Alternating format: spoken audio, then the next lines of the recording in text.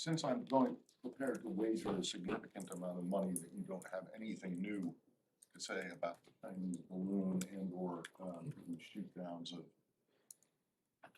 whatever these things were, objects. Let me start where you started. Yep. Am I correct in that? Matt, I would never encourage wagering or gambling from the podium, but that would be a safe bet. Okay.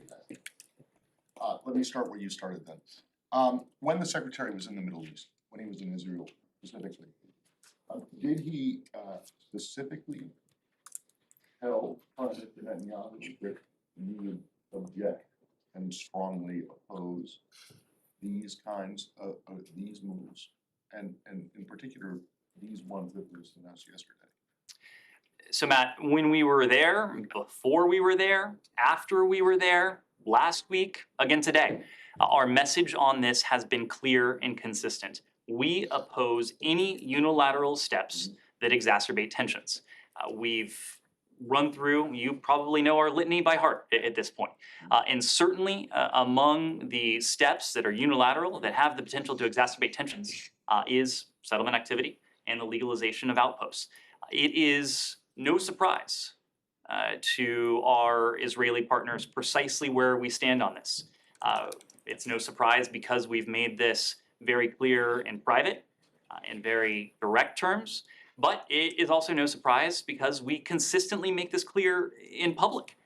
This administration has been clear and consistent on that front. We did not want to leave any room for ambiguity whatsoever.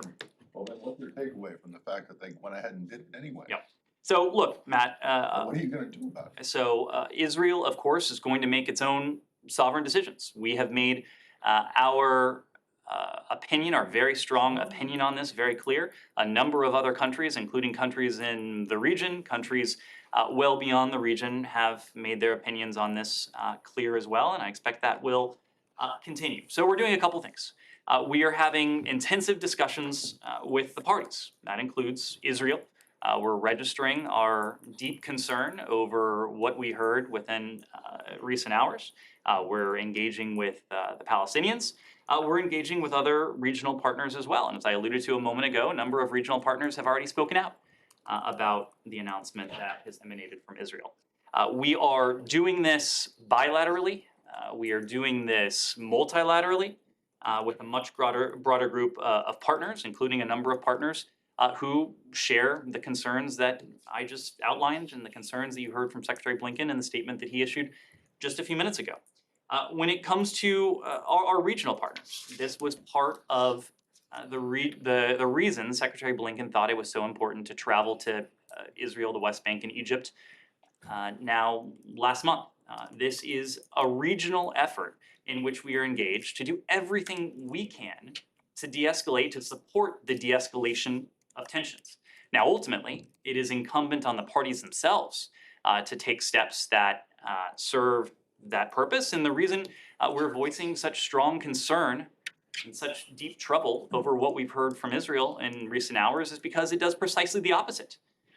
This is a unilateral step that certainly does not de-escalate tensions. It has the potential to do quite the opposite. Beyond that, Matt, the Secretary's statement and the topper that I just ran through, it made a reference to of encouragement to all parties to take additional actions that can further de-escalate tensions in the region and take practical steps to improve the well-being of the Palestinian people. Since the earliest days of this administration, we have been focused on those practical steps. We were in a position to have to restart the relationship with both the Palestinian Authority and the Palestinian people essentially from scratch. That was an early priority of ours. We resumed those relationships and we've resumed humanitarian assistance to the Palestinian people. Over the past 2 years now, we've contributed more than $900 million to the Palestinian people as part of an effort to improve their well-being in very practical ways. We are committed to a two-state solution. You've heard that in the Secretary's statement today. You heard that when he spoke to J Street a number of weeks ago now. You heard this from the President when he was in the region, from Secretary Blinken when he was in the region. more recently. We are going to continue to work with the parties, with Israelis and Palestinians in the first instance, but parties in the region, parties in some cases well beyond the region, to do everything we can to keep the prospects of a two-state solution alive. Right, the thing is though, that Ned, you had intensive discussions, you just said, what are you doing in response? And you said you were engaged in intensive discussions with the parties and with our friends and allies in the region. But you had intensive discussions with the Prime Minister, with President Abbas, less than 2 weeks ago, less than 10 days ago. And it certainly looks like the Israelis just don't care.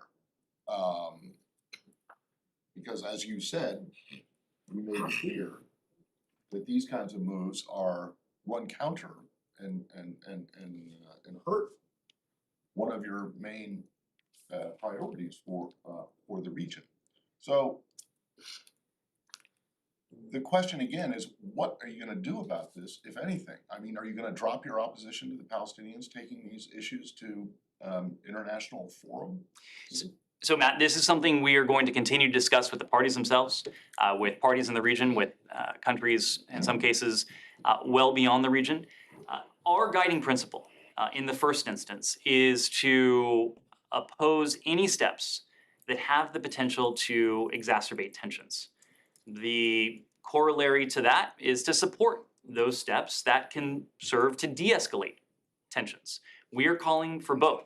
We are calling on the parties to refrain from additional steps that could exacerbate tensions. We're calling on the parties, the Israelis in this case, but countries in the region, countries well beyond the region, to take practical steps that would improve the well-being of the Palestinian people.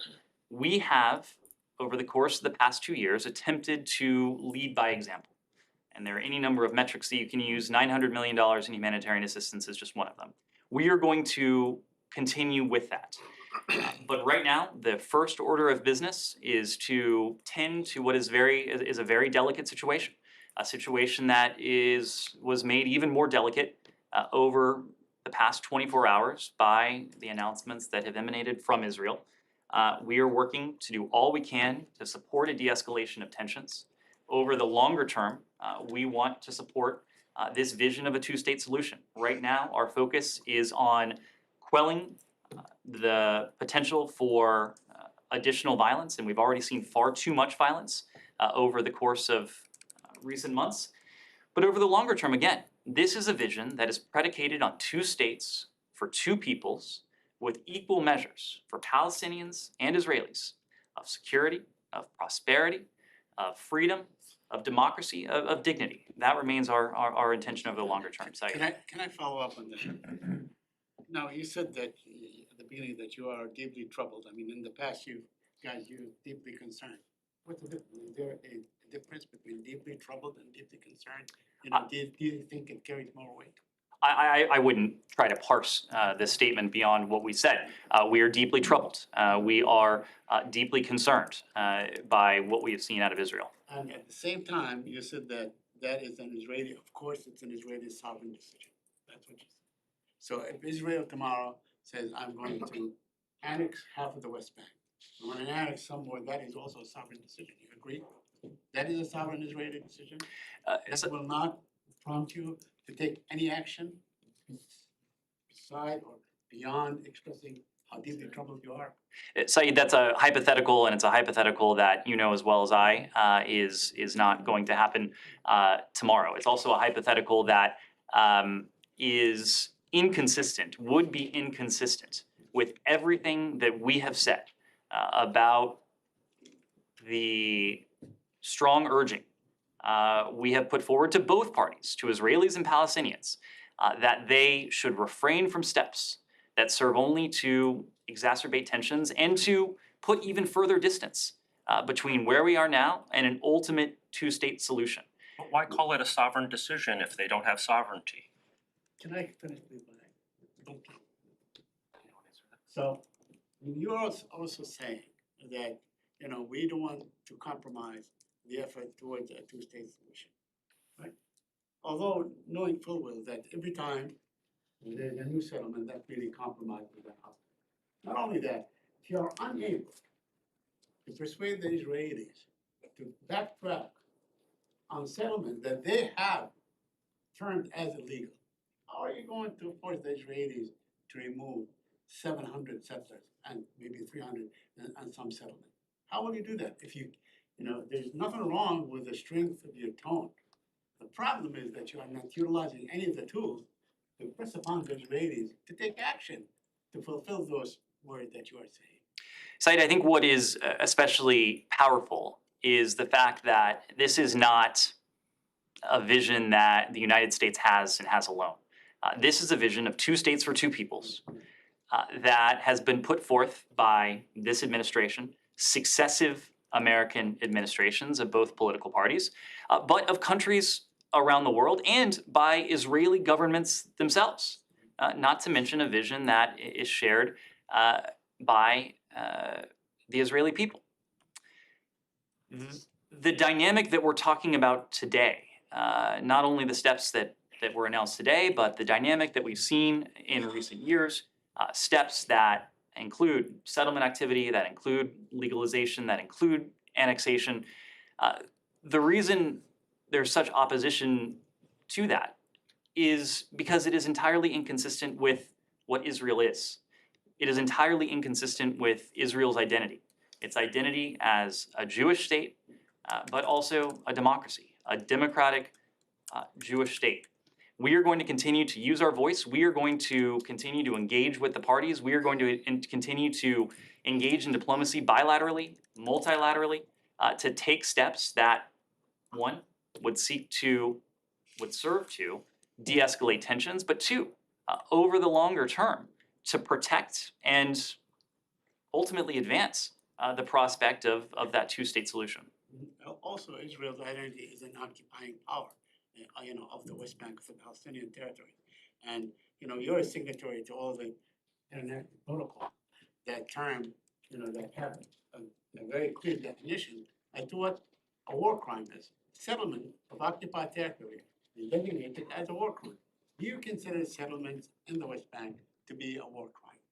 Said, I'm not even going to entertain that question. We believe in a two-state solution in which Israelis and Palestinians are living side by side in states of their own, where they can enjoy equal measures of prosperity, of democracy, of dignity, of security, and stability in their own states. That is the vision we put forward. That's the vision that countries around the world share. That's the vision that Israelis and Palestinians also share. My last. Now, the Israeli Prime Minister said that this was in response to Palestinian terrorism or uptick in violence and so on. Isn't that a form of collective punishment? Do you agree that this is a form of collective punishment when you seal home, arrest mothers and fathers and daughters and sons and so on, banish them and so on? Is that collective punishment? I'm not going to characterize. Said, I'm just not going to characterize the way any individual Israeli official has explained this. What I will characterize is our position on these moves. Our position is that we're deeply troubled. We're concerned. We oppose these moves precisely because they serve to move us away from that vision of a two-state solution, that has been the guiding principle of successive American administrations, that has been at the core of the vision of countries in the region, and frankly is one that is shared by those in the region. Simon. Just to sort of put this another way, during the trip last week, you mentioned this desire to rebuild the relationship with Palestinians, with the Palestinian Authority. The Secretary, in meeting with President Abbas, specifically mentioned legalization of outposts. Is there a credibility issue here for Palestinians if you're asking them to, you're asking them to do things in this meeting, and you're coming after meeting Israeli officials, and days later, this ends up happening. So what are Palestinians who you're trying to rebuild the relationship with? What are they supposed to take? Well, if they listen to our statements not only today, but again, over the course of this administration, over the course of successive administrations, just as to Matt's earlier question, our Israeli partners know where we stand, our Palestinian partners also know where we stand. There's also an important note that I've already alluded to in the statement that the Secretary issued earlier today. He called on parties, countries, to take practical steps that can improve the well-being of the Palestinian people. The Palestinian people have, in many ways, been deprived of opportunity, they've been deprived of prosperity, they've been deprived of hope. As we seek to maintain the viability of a two-state solution, a vision of two peoples and two states living side by side, part of our focus right now is to instill and engender more hope, to give them the hope that there is a brighter future on the horizon. We are trying to mitigate the damage, and we're trying to preserve the viability of that vision, a vision that they want, a vision that we want, a vision that the region, by and large, wants. Is it fair to say that there was this Fenzil plan, U.S. security coordinators plan, and you had some officials stay behind after the trip to try to sort of work something out. Is it fair to say that that has no fruit? There's no fruit from that, given this move now. Can we say that anything was achieved by that work? Well, if your question is if we're giving up hope on efforts to de-escalate tensions, the answer is an unequivocal no. Two senior State Department officials did remain behind when we were in Israel and the West Bank last month. I suppose it was earlier this month now, to hear ideas from the parties about steps that they themselves would have to be in a position to take to de-escalate tensions. Now, the step that was announced from Israel yesterday now, that was not a step in that direction. It was a step in the opposite direction, unfortunately. But our commitment to engage with the parties, to work with the parties, to support the parties as they seek to de-escalate tensions, to end this cycle of violence, our commitment is steadfast. We are doing that, and we will do that with the parties themselves. We will do that with our partners in the region. It's one of the reasons why Secretary Blinken thought it important to go to Egypt before we traveled to Israel and the West Bank. There are other countries in the Middle East who have and will continue to play a constructive role with both parties, and we're going to continue to engage with them. At the risk of being repetitive, there is no consequence in terms of you're not looking at various U.S. aid to Israel, for example, a country so openly defying Secretary of State in this way. Would you consider any consequences beyond, deeply troubled and intensive discussions? So I'll make a couple points. One, Israel is a partner of the United States. It is among the closest partners we have. It is not only shared interests, but it is the shared values that have long been at the core of the relationship between our two countries since 1948, when President Truman recognized the state of Israel, I think 8 minutes after Israel declared itself independent. Part of that relationship is a rock-solid commitment to Israel's security. There is no question that Israel faces threats to its own security. We have seen examples of that, just horrific examples of that in recent days alone. At the same time, and this goes back to what I was saying about the shared values being at the core of our relationship, we have the United States, over the course of 70 plus years now, has supported a two-state solution as the only viable means by which to preserve Israel's identity as a Jewish state and a democracy. So we are going to continue to support that. We're going to continue to stand by Israel's side when it comes to the security threats that it faces, even as we use our voice and we coordinate with other parties and partners in the region to oppose these sorts of steps that actually undermine the prospect for that very two-state solution. Camilla.